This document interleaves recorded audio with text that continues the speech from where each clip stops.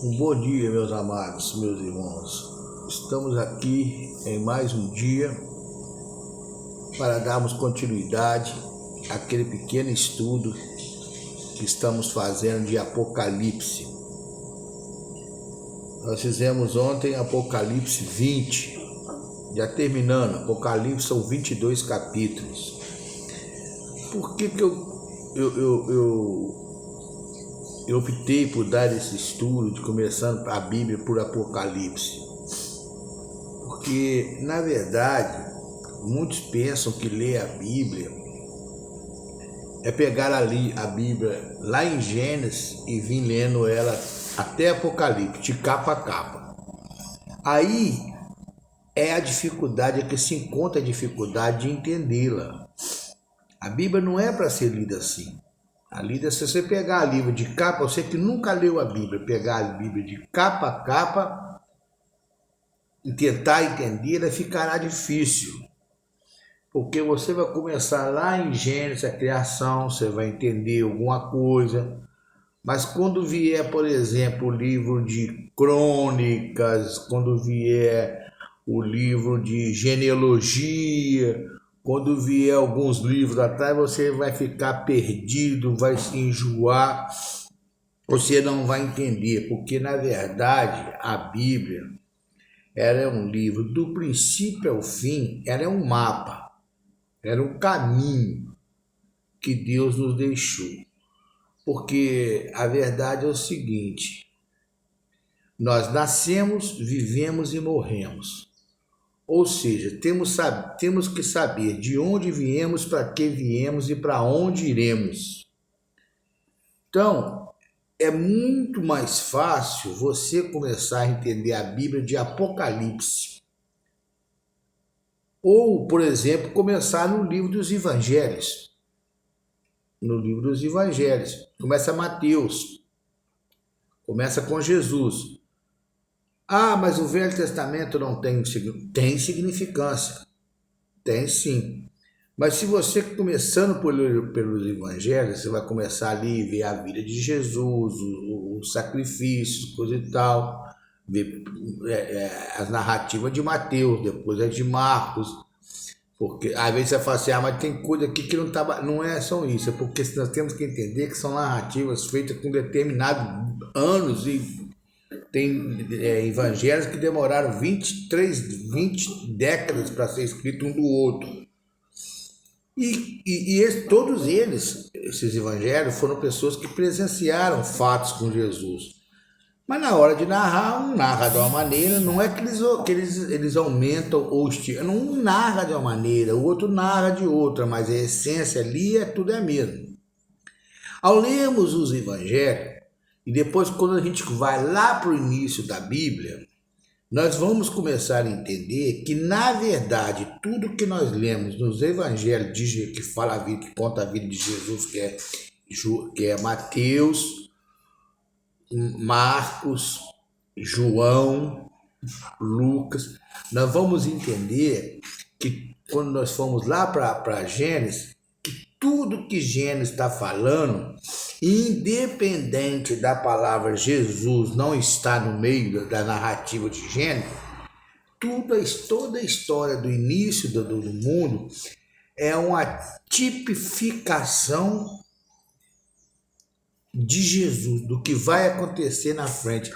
Tudo que está acontecendo lá atrás, tudo que você lê lá atrás, você vai entender que aquilo ali está mostrando, está apontando para Jesus.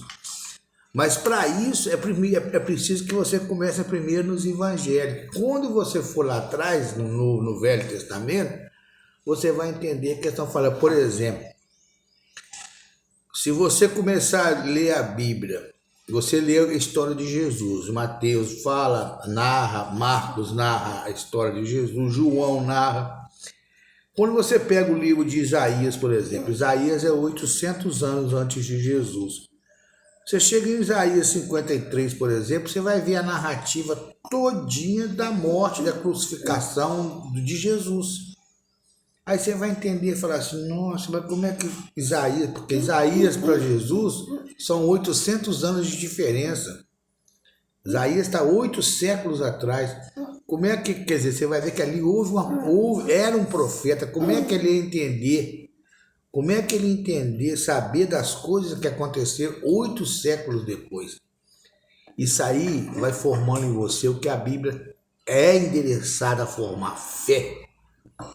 Porque você vai falar, como é que uma pessoa, por exemplo, quando você vai entender que quando um cordeirinho era morto, lá por Moisés, lá no santuário que Moisés armou quando ele tira o povo do Egito, e Deus fala com ele, faça para mim um santuário que eu habitarei no meio de vocês. E traga um sacrifício toda tarde e manhã, um cordeiro imaculado, sem defeito, e sacrifica para mim.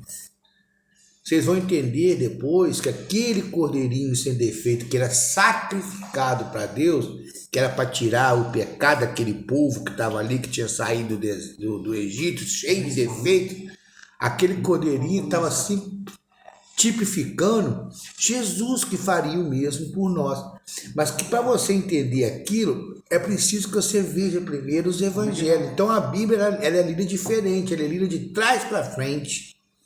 Por isso que eu ligo o livro de Apocalipse. Eu falei, nós temos que entender de onde viemos, para que viemos e para onde iremos.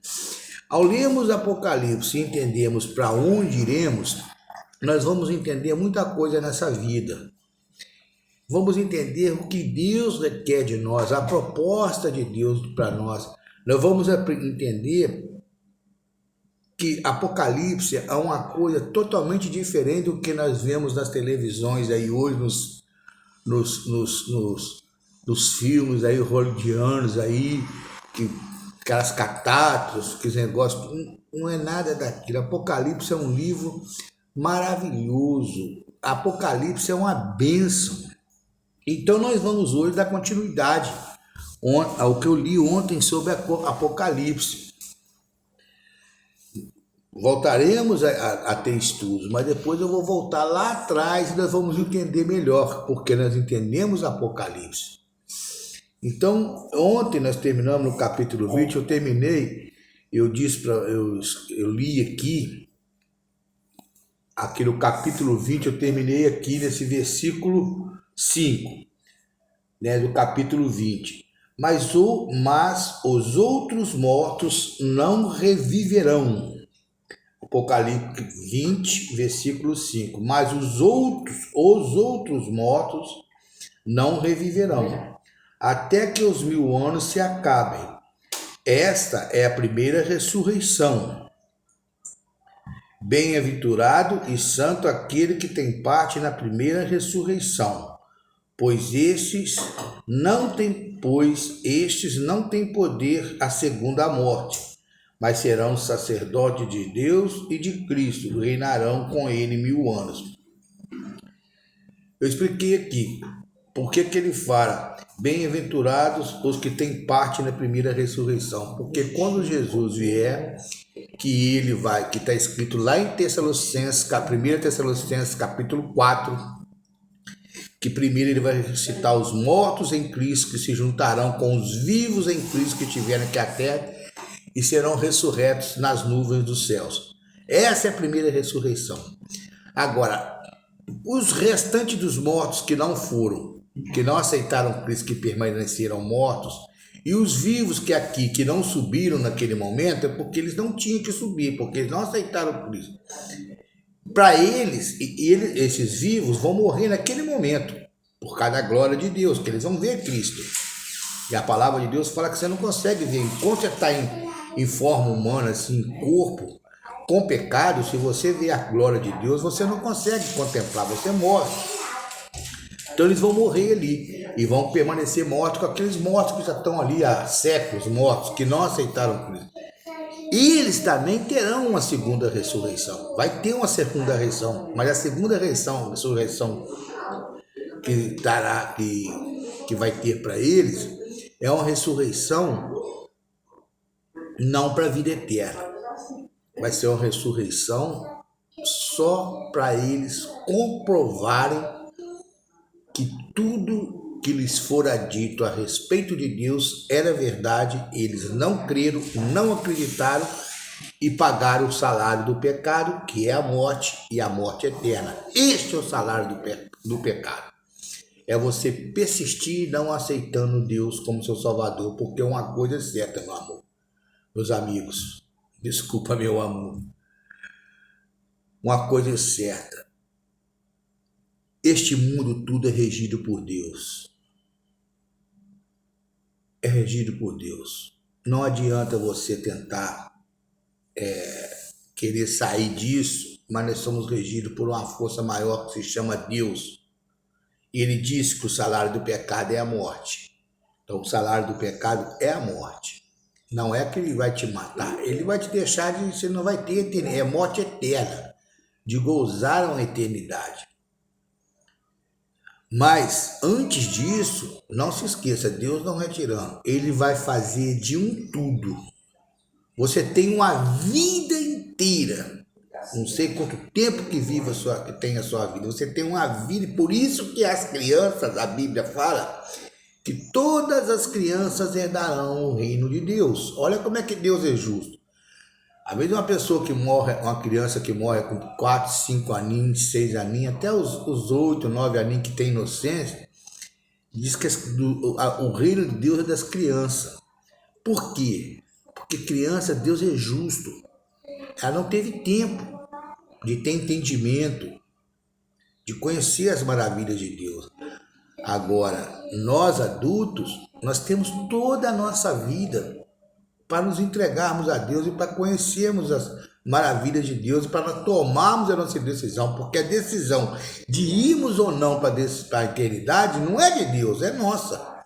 Ele nos oferece. É o que está escrito em Apocalipse, lá capítulo 8, 20. Eis que bate em sua porta, se você abrir eu entrarei e cearei contigo. Ele bate em sua porta todo dia. Então vamos continuar hoje aqui. Eu quero falar hoje aonde o término dos 1000 anos e aonde vai ser o novo céu e a nova terra. Bom, então eu disse que nesse meio tempo os vivos vão ser ressuscitados, os vivos que aqui tiverem e aceitaram Cristo, e os mortos que aceitaram, que estiverem mortos das sepulturas e aceitaram Cristo, ressuscitarão primeiro e subirão às nuvens com Jesus. E ficaremos 1000 anos no céu. Depois, e Satanás ficará preso aqui na terra durante 1000 anos. Expliquei que esses 1000 anos são períodos comprovatórios. É onde Deus vai dar explicação para um, para outro, por que eu estou, por que meu filho não está, por que a minha mãe está, por que meu pai não está. Vai ser explicação, Deus vai mostrando. Olha o filme de fulano, olha só, ele teve todos, eu já expliquei isso tudo aqui. São períodos que Deus vai dar explicação pra gente. E diz também que a gente não vai sentir, depois que Deus explicar, a gente não vai sentir mais saudade, né? A gente não vai ficar com saudade. Porque não se esqueça que nós estaremos no céu, e lá é tudo admirado, lá é outro nível, lá é outra coisa, nós dá vontade de odiar de tanta paz e tanto amor, que nós vamos aceitar o que Deus falar com a gente. Fulano está aqui, por isso nós vamos aceitar. A sua cabeça ali se é transformado, meu amigo. Mas você vai estar lá com o seu próprio corpo, não se esqueça disso. Porque lá em Coríntios fala que nós vamos revestir de incorruptibilidade, que nós ressurgiremos da maneira que nós fomos enterrados, com o mesmo corpo físico, é que nós vamos voltar a essa terra. Só que na novo céu e nova terra, a gente está sempre novo, a gente não vai envelhecer, porque nós vamos voltar ao que era no Éden. Não existe morte. Assim vai ser o novo céu e nova terra, e nós vamos entender isso aqui. Bom, mas eu vou continuar para dar um pequeno resumo de ontem. Então, depois desses 1000 anos, aí tá, nós vamos para o versículo 7 agora. Satanás é solto e depois vencido para sempre. Aí versículo 7 do capítulo 20, que nós vamos dar continuidade, que ontem eu parei no versículo 6. Bem-aventurado, do capítulo 20, o versículo 6 do capítulo 20 está escrito assim: bem-aventurado e santo aquele que tem parte na primeira ressurreição. Sobre estes não tem poder a segunda morte. Então, bem-aventurado aqueles que Jesus veio e buscou primeiro. Sobre esse não terá o poder a segunda morte, né? Aí no versículo 7 escrito assim: e acabando-se os 1000 anos, Satanás será solto da prisão. Qual é a prisão dele? Ele está aqui na terra preso sem ninguém. Não existe ninguém para ele tentar, por isso que ele está preso. Então, acabando-se os 1000 anos, Satanás será solto da prisão e sairá a enganar as nações que estiverem sobre os 4 cantos da terra, Gog e Magog, cujo nome, o número dessas nações, o número de gente é como a areia do mar, para juntar-se em batalha. Aí está o motivo da saída da prisão dele. Por quê? Quando acabam os 1000 anos, aqueles mortos que permaneceram mortos, que não aceitaram Jesus, e os vivos que morreram com a vinda de Jesus, que estavam aqui vivos e morreram quando Jesus chegou, que eram ímpios, morreram, que passaram mais 1000 anos lá junto com os mortos que ficaram lá. Nesse momento, depois de 1000 anos, eles vão ressuscitar também. Só que eles vão ressuscitar, os primeiros ressuscitaram para quê? Para se encontrar com Jesus nas nuvens. Essa segunda leva vai se ressuscitar depois de 1000 anos. Quem que eles vão encontrar? Com o próprio Satanás. Que aí fala: e acabando os 1000 anos, Satanás será solto da prisão e sairá a enganar as nações. Que nações? Não tinha ninguém, o mundo estava vazio. Você lembra que eu falei? Eles foram ressuscitados. Os ímpios foram ressuscitados. Essa é a segunda ressurreição. Por isso que a palavra fala: infelizes aqueles que participam da segunda ressurreição, e bem-aventurados que foram na primeira. Vocês estão entendendo como é que a Bíblia se explica? Então, eles serão numerosos como como a areia do mar, está no versículo 8.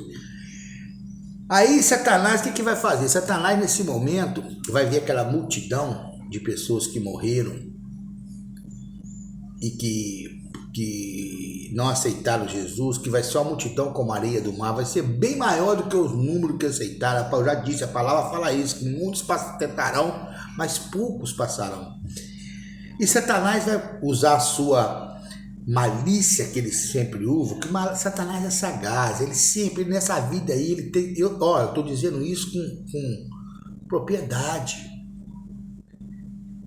Não estou falando, não estou culpando as coisas. Não tem você, a gente fica culpando Satanás. Ele é culpado de tudo mesmo, ele é sagaz. Hoje, eu já falei, eu sou um pecador, mas hoje eu tenho visão de quem que é Satanás. Como que ele é sagaz. Quantas coisas que eu fiz na minha vida de errado, iludido por esse mundo, que este mundo é dominado por ele. E eu vejo hoje quantas pessoas que eu vejo cometendo defeitos, e muitas vezes eu não atribuo aquilo àquela pessoa, porque nós todos somos filhos de Deus. Eu atribuo aquilo a Satanás. Eu fico pensando, coitada dessa pessoa. Enquanto ela não se desvencilhar desse inimigo, ela vai continuar desse jeito que está. Isso aí é um ébrio que fica na rua, é um drogado, é um mentiroso. Satanás, ele é sagaz, e ele vai usar isso mesmo aqui, ó. Quando ele vê aquele povo nascendo, ele vai chegar renascendo das cinzas, que não foram aceitos por Deus, porque estiveram tempo aqui na terra e eles não aceitaram Jesus. Ele vai chegar para aquele povo e falar: pois é, tá vendo? Vocês foram deixados para trás, vocês ficaram para trás. O negócio é o seguinte, Deus está querendo fazer aqui um novo céu e a nova terra, mas o nosso número aqui fala: o cujo número é como a areia do mar, no versículo 8 do capítulo 20. E ele vai tentar ajuntar essa turma para uma batalha, para guerrear contra quem? Contra a Nova Jerusalém, que já está vindo descendo. Que vai ser aqui na terra um novo céu e nova terra. Nós vamos ver isso aqui agora. Só que esse povo vai cair mais uma vez na lábia de Satanás. Primeiro, eles vão estar chateados, porque eles vão ver uma cidade descendo cheia de gente que talvez eles conheçam e fala: por que eu não estou lá, por que eu não estou lá? Mas só que eles esqueceram que eles pagaram o preço por não acreditarem em Deus, por não tiveram tempo da sua vida para fazer o que é certo. E olha que esse tempo, às vezes, você tem várias oportunidades. Quantas pessoas que batem na sua porta para falar de Deus com você e você esconde aí o chato dos crentes. Quantos programas de televisão tem aí de evangélicos, seja católico, seja pentecostal, seja quantos? E eu vejo tudo. Eu sou protestante, adventista. Mas você acha que eu perco tempo de ver algum programa? Se não tiver nada adventista, eu vou ver algum programa católico, carismático, eu vejo tudo. Porque eu não quero ver essas coisas do mundo, porque as coisas do mundo eu já conheço tudo. Já estou calejado com isso, eu não quero mais isso, isso não é petisque mais nada, não. Tá acontecendo a guerra aí, essa guerra aí, de vez em quando eu dou uma olhada. Mas aquilo ali eu não vi, sabe por que eu não vejo? Porque ali eu já sabia que ia acontecer, que quando você conhece a palavra de Deus, meu amigo, e crê nela, essas coisas de guerra, de fome, de corrupção, sair pra gente que conhece a palavra de Deus, isso não é novidade. Isso aí são profecias. Então eu nem perco tempo de ver, sabe por quê? E tentar nós, humanos, lutar contra isso é remar contra a correnteza. Isso aí são sinais do final do tempo, meu filho. Então eu nem me preocupo com isso, entendeu? E aí, continuando aqui, Satanás vai regimentar esse povo. E eu quero falar agora do juízo final. Vamos lá para o versículo 11 do mesmo capítulo 20. No versículo 11 diz assim, do capítulo 20: E vi um grande trono branco, e o que estava sentado sobre ele, de cuja presença fugiu a terra e o céu, e não se achou lugar para eles. Vi os mortos, grandes e pequenos, que estavam diante do trono, e abriram-se os livros. E abriu-se outro livro, que é o livro da vida. E os mortos foram julgados pelas coisas que estavam escritas nos livros, segundo as suas obras. E deu o mar os mortos que nele havia, quer dizer, aqueles que morreram afogados, o mar deu a ele. E a morte e o inferno deram os mortos que nele havia. Está sendo a segunda ressurreição, tanto do que afogaram, do que morreram, que estavam lá na sepultura. E o inferno e os mortos que nele haviam também foi dado. E foram julgados, cada um segundo as suas obras. Aí versículo 14 do capítulo 20. E a morte e o inferno foram lançados no lago do fogo. Quando esse povo foi reunido para atacar, aí parece o juízo. Parece ele ver um trono branco e assentado sobre ele, a presença vindo sobre ele, assentado sobre ele de um cuja presença fugiu à terra. Era Deus ali sentado, Jesus. E aí aqueles mortos, grandes e pequenos, que nasceram na segunda leva, na segunda ressurreição, que o mar jogou para fora, que a sepultura, e que se arregimentaram como a areia do mar, como diz no versículo 7 aqui, quando acaba os 1000 anos. O que aconteceu? Eles não tiveram nem chance de guerrear. Porque naquele momento, o que estava sentado no trono, que era Jesus, ele causa ali a segunda morte. Ele fala, e deu o mal aos mortos todos, e foram julgados, cada um segundo as suas obras, no versículo 13. E a morte e o inferno, naquele momento, a morte e o inferno foram lançados no lago do fogo. Esta é a segunda morte. Entenderam agora a diferença da primeira morte, da segunda? A primeira morte, você é ressuscitado da primeira morte e vai para a eternidade. A segunda morte não. A segunda morte você só é ressuscitado para ver os erros que você cometeu e volta para a sepultura. Essa é a segunda morte. Essa não tem eternidade. Está bem escrito aqui. A morte e o inferno foram lançados na sepultura. Esta é a segunda morte. Aquele que não foi achado escrito no livro da vida foi lançado no lago do fogo na terra. Ou seja, a segunda morte era para aqueles que não foi achado no livro da Bíblia. Lembra que eu disse ontem? Nós estamos aqui na Terra sendo filmados. Tudo que acontece aqui está escrito. Nós temos um livro lá em cima. Então, todas as oportunidades que nós tivemos para ser salvos, todas as vezes que Jesus bateu em nossas portas usando pessoas, ele usou algum evangelista, alguma pessoa que se tornou evangelho, igual agora aqui nós estamos conversando sobre Deus. Eu fico vendo aí 20 visualizações, 21, quando muito 30. As pessoas não dão importância para eu, não estou nem aí. Importa que uma dessa aí que está me ouvindo e que está me assistindo, que leve a sério e que mude a sua vida. Eu quero servir como um aio.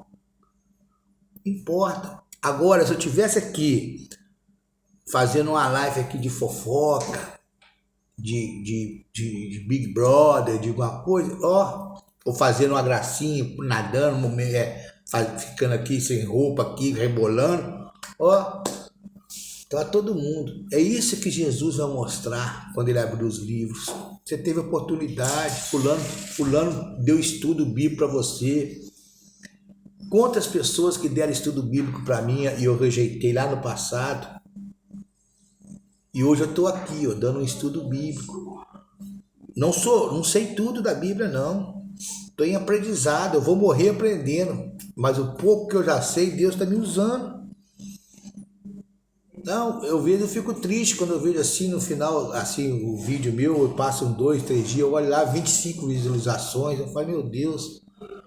O povo está mais interessado em saber o que está acontecendo com a guerra, está querendo saber o que vai acontecer com o Bolsonaro, com o Lula, com isso, com aquilo, vendo patifaria aí na televisão, vendo essas novelas, do que ouvir de Deus. Eles não entendem que todo esse caos que está no mundo está tudo na mão de Deus e que nós precisamos nesse momento de estarmos na mão de Deus também. Não entendem isso. Quando vocês entenderem, meu Deus, para muitos serão tarde. Eu fico com pena disso.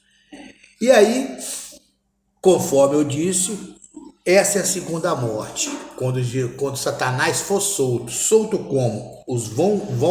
Passou os 1000 anos, aqueles que não ressuscitaram na primeira ressurreição ressuscitarão agora. E eles ficarão irados por não serem aceitos no céu na primeira ressurreição e vão tentar se juntar, a regimentar com Satanás para encarar o povo de Deus. Por serem mais numerosos, acharão que a batalha está ganha, mas descerá fogo do céu e acabará com tudo isso e terá o fim. E aí agora eu vou contar o novo céu e a nova terra. Nós vamos para o capítulo 21. Capítulo 21 começa assim: E vi um novo céu e uma nova terra, porque já o primeiro céu e a primeira terra passaram, e o mar já não existe. E eu, João foi quem? Foi quem narrou, o discípulo amado, o discípulo que era o mais novo, que Deus, Jesus escolheu para narrar, para escrever, dar essa visão apocalíptica para ele. Nós precisamos entender para onde nós vamos,